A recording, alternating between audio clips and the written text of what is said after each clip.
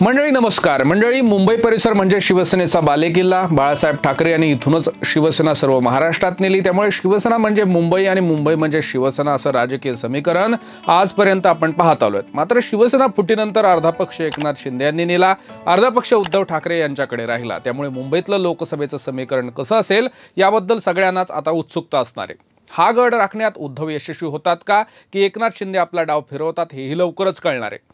आजच्या व्हिडिओमध्ये आपण दक्षिण मध्य मुंबई या मतदारसंघाचा आढावा घेणार आहोत। दक्षिण मध्य मुंबई मतदारसंघात यावेळी चुरशीची लढाई पाहायला मिळणार आहे। या मतदारसंघात मुख्यमंत्री एकनाथ शिंदे यांच्या नेतृत्वात महायुतीचे उमेदवार म्हणून शिवसेनेचे खासदार राहुल शेवाळे हे पुन्हा एकदा आपलं नशीब आजमावण्यासाठी रिंगणात उतरले आहेत। तर दुसऱ्या बाजूला शिवसेना उद्धव बाळासाहेब ठाकरे गटाचे उमेदवार अनिल देसाई यांनी त्यांच्या विरोधात मशाल हाती घेतली आहे।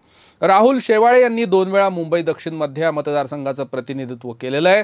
तर अनिल देसाई हे आतापर्यंत फक्त शिवसेनेचे विशेषतः उद्धव ठाकरे यांचे राजकीय गणित पडद्यावरून जुळत आलेले आहेत, प्रत्यक्ष कधी निवडणुकीत उतरले नाहीत। नगरसेवक ते खासदार असा प्रवास केलेल्या राहुल शेवाळे यांना राजकारणातले सगळे खाचखचगे माहिती आहेत। त्यांचा जनसंपर्क अर्थातच दांडगा आहे। तर दुसऱ्या बाजूला अनिल देसाई हे रणनीतिकार आहेत। अनिल देसाई यांच्यासोबत शिवसेनेची अगदी तळागाळातल्या माणसांसोबत असलेली आपुलकी आणि उद्धव ठाकरे यांच्याबद्दल असलेली सहानुभूती या देसाई यांच्या जमेच्या बाजू आहेत असं म्हटलं जात आहे। त्यामुळे या मतदारसंघात एकेकाळचे मित्र असलेल्या या दोघांमध्ये आता रंगतदार सामना होणार आहे। तेव्हा या मतदारसंघात यावेळी मशाल उंचावणार की धनुष्यबाण याबद्दल उत्सुकता निर्माण झालेली आहे। मुंबई उपनगर, मुंबई शहर जिल्ह्यातील अनेक भागांचा समावेश या मतदारसंघात होतो। अणुशक्तीनगर, चेंबूर, धारावी, सायन, कोळीवाडा, वडाळा आणि माहीम या 6 विधानसभा मतदारसंघाचा दक्षिण मध्य मुंबई लोकसभा मतदारसंघामध्ये समावेश आहे। आशियातील सर्वात मोठी झोपडपट्टी असणारी धारावी देखील या लोकसभा मतदारसंघात आहे। ही झोपडपट्टी सुमारे 520 एकरांवर पसरलेली आहे। 1940 एकरांवर बसलेल्या मुंबईची निवासी वसाहत अणुशक्तीनगर इथं देखील आहे। आणि या धारावी पुनर्वसन मुद्द्यावर काँग्रेस आणि ठाकरे गटानं राजकीय मुद्दा बनवलेला आहे। अदानी यांच्या कंपनीला हा पुनर्विकास प्रकल्प दिलेला आहे। मोठा प्रदेश असल्यानं सर्वच राजकीय पक्षांसाठी धारावी महत्त्वाची आहे, कारण धारावीची लोकसंख्या लाखोच्या घरात आहे आणि मोठ्या संख्येने अल्पसंख्याक लोक इथं राहतात। राजकीय पक्षांसाठी ती एक गठ्ठा वोट बँक आहे असं जाणकार आता सांगतायत। त्यामुळे मुस्लिम दलित लोकसंख्या मोठ्या प्रमाणात या मतदारसंघात आहे। यावेळी महाविकास आघाडीच्या माध्यमातून शिवसेना ठाकरे गट, काँग्रेस आणि राष्ट्रवादी शरद पवार गट हे एकत्र आलेले आहेत। तर दुसऱ्या बाजूला शिंदे शिवसेना, भाजप आहे। दलित मुस्लिम मतदाराला आपल्या बाजूला खेचण्यासाठी महायुती यशस्वी होते की महाविकास आघाडीला यश येतं यावर या मतदारसंघातील विजयाचं गणित अवलंबून असणार आहे। खरं म्हणजे 1991 पासून 2009 पर्यंत सलग 5 वेळा दक्षिण मध्य मुंबई लोकसभा मतदारसंघात शिवसेनेनं आपला झेंडा रोवलेला आहे। मोहन रावले हे शिवसेनेच्या तिकिटावर 5 वेळा इथून खासदार राहिलेले आहेत। 2009 मध्ये मात्र काँग्रेस नेते एकनाथ गायकवाड यांनी शिवसेनेच्या सुरेश गंभीर यांना हरवून सेनेचा पारंपरिक मतदारसंघ आपल्या ताब्यात घेतला होता। परंतु 2014 मध्ये मोदींच्या लाटेत गायकवाडांना पराभवाचा धक्का बसला।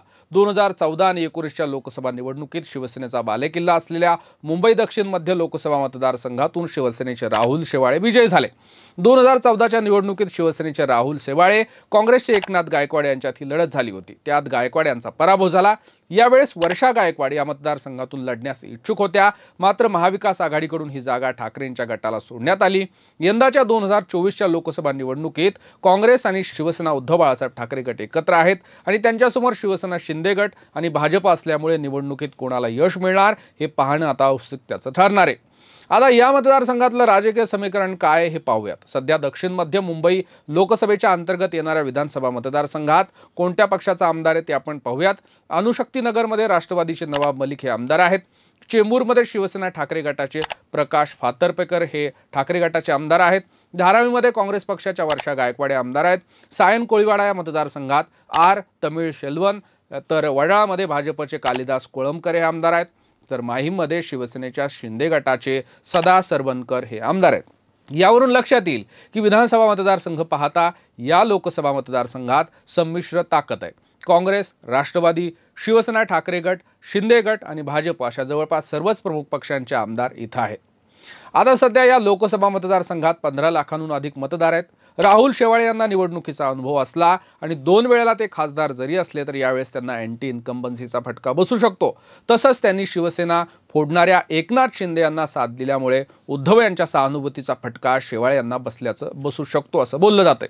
अनिल देसाई यांचा विचार जर केला तर अनिल देसाई यांच्या प्रचारासाठी काँग्रेस नेत्या वर्षा गायकवाड यांनी ताकद लावणार असल्याचं म्हटलंय. अनिल देसाईंना सर्वात जास्त लीड मी धारावीमधून मिळवून देईल अशी घोषणाही त्यांनी केली होती. मात्र आता त्या स्वतःच मुंबई उत्तर मध्य मतदारसंघातून लोकसभेच्या उमेदवार असल्यानं या मतदारसंघात त्यांना कितपत प्रचार करता येईल हे आता पाहावं लागणार आहे.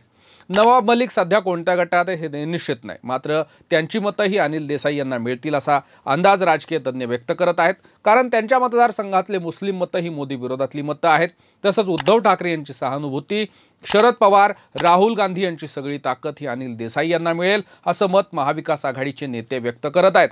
त्यामुळे दोन्ही सेनेत होणाऱ्या या सामन्यात उद्धव सेना यशस्वी होते की भाजपच्या महाशक्तीच्या जोरावर शेवाळे बाजी मारतात हे आपल्याला 4 जूनला निकालातून कळेलच. तुम्हाला काय वाटतं, इथं कोण बाजी मारेल हे आम्हाला खाली दिलेल्या कमेंट बॉक्समध्ये नक्की कळवा आणि अशाच नवनवीन व्हिडिओसाठी नक्की पहा कडक बात.